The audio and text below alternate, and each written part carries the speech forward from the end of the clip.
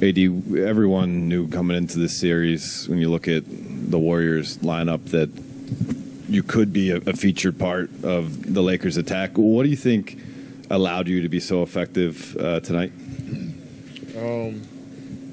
The guys gave me the ball, and the guys just getting the ball to me in the right spots. A lot of it came off pick and roll, a couple post-ups, some offensive rebounds, but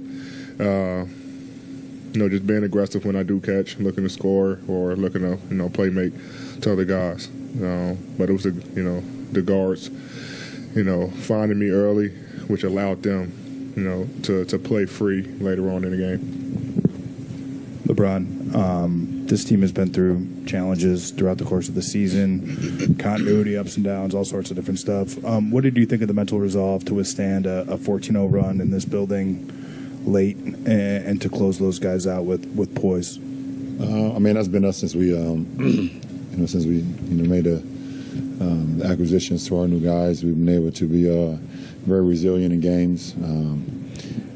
Like I said, we've been playing playoff basketball for about 2.5 months now, just trying to punch our clock in to be able to play right now in the postseason. So we've been very resilient. And tonight versus a team like Golden State, defending champions, and we know how great they are on their home floor over the years. So to withstand that, and it's another good step for our ball club. Anthony, just kind of thinking about Game 2 and adjustments that Golden State might make. They had Looney on you for most of the game. Draymond kind of took over late. What are the ways that you think that changes once they go maybe a little smaller, or Draymond plays a more 5? And what do you expect from them in their building in Game 2? Well, it's going to be a different game. Obviously, they're going to make adjustments. We're going to make adjustments. The building will be probably a little bit louder. Obviously don't want to go down 0-2. So the crowd's going to be more into it, but we're going to continue to, I'm going to continue to be aggressive. I know our guys are going to continue to be aggressive. Obviously, we know that Draymond, likes to help. So we probably, if they do decide to put him on me, figure out ways I can be effective, with him doing this thing defensively. But who knows? We'll see what happens in Game 2. If they make that adjustment, if they don't, and still trying to find ways to attack. What did you guys make of the defensive game plan tonight and just your ability to wall off the paint? And obviously they take 53 threes, but felt like you guys kind of were controlling them defensively.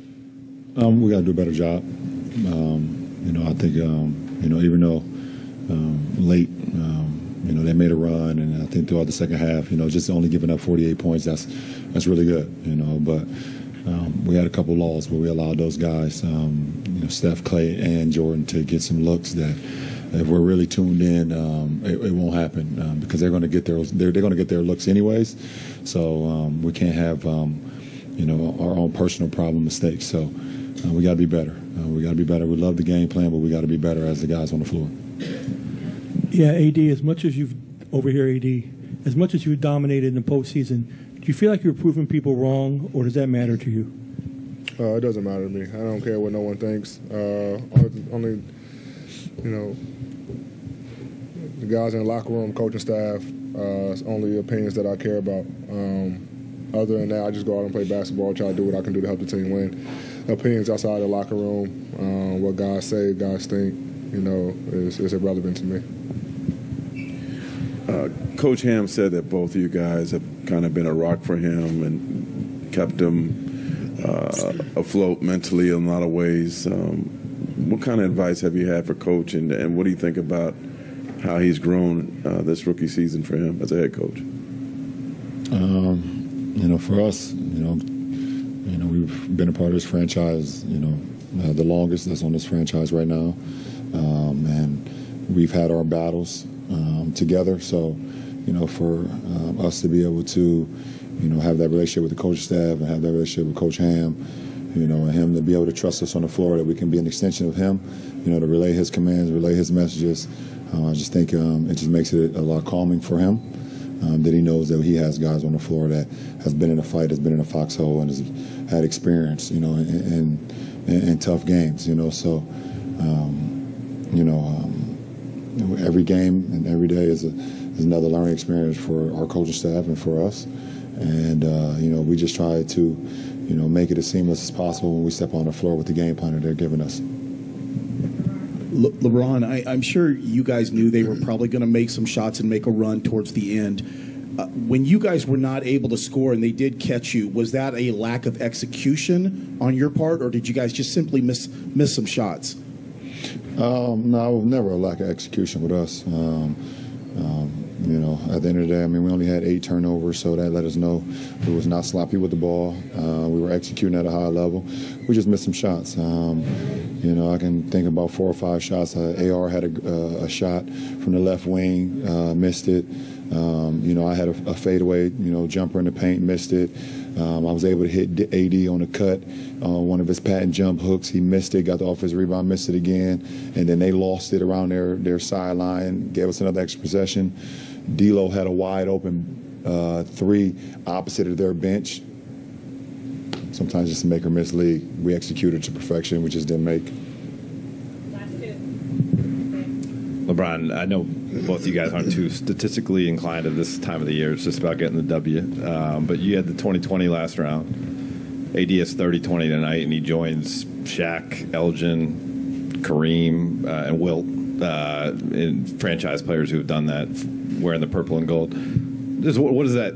How does that encapsulate, like, him joining a list like that, what he's doing for your guys' team right now? The Lakers franchise over the years, over the course of their existence, has always had dominant big men and dominant guys that have been a force at the rim.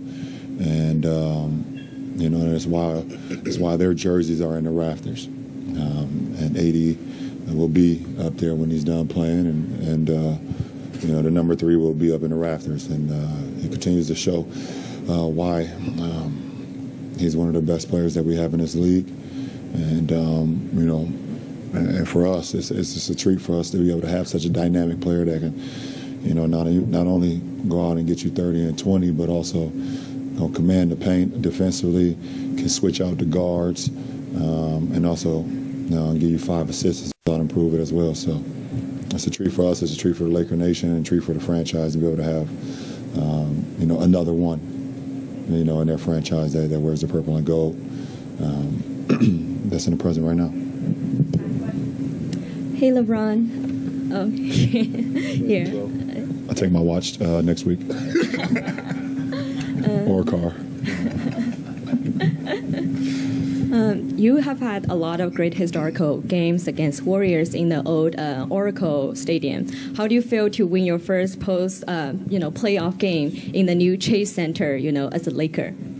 Well, it's always great to win in the postseason, no matter where you are, no matter who you're playing, because it's very difficult to win in the postseason. So, like I said, like you said, I got a lot of history in Oracle, and a lot of battles in that, in that arena over the years. So, it's definitely a different feeling walking in here into a postseason game, being in the Chase Arena now, like you said. But that Warriors and that GS and those colors that hasn't changed, and so my focus and my respect for them hasn't changed as well. And it's just an honor to be able to play this game at a high level, play with other great players, and then also look on the other side and see other great players. And you be a part of something that's historic, something that will last a lot longer than we are today. So it's pretty cool.